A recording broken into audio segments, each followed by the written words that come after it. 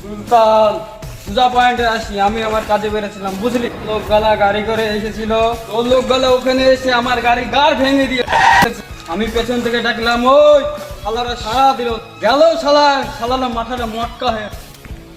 তারপর পেছে ধাবা করে দেখে আসি, এখানে একটা হারামি না, মেলা করা হারামি এখানে হল্লা করছে। সে করছে আমার কি, আমি তো আমার ঘর পা দিতে এসেছি। এলাকা টাকাতে ভাগা এখান থেকে। এই তো একবারে বুঝে গেলি। ঠিকই তো বলেছিস, সংসার টাকা টাকা দিয়ে দে টাকা। একদম ঠিক।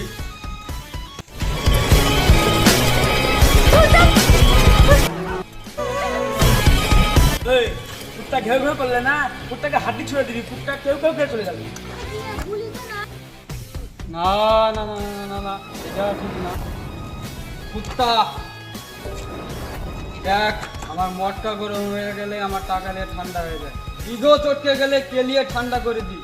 পাঙ্গালিস না, লাশ ফেলে দেবো। লাশ হিম্মত থাকলে ছুঁয়ে দেখ। Funny man, funny man. শালা হিম্মত থাকলে ছুঁয়ে দেখা, ফাটবে ফুটবে বাড়িওয়ালা বুঝবে।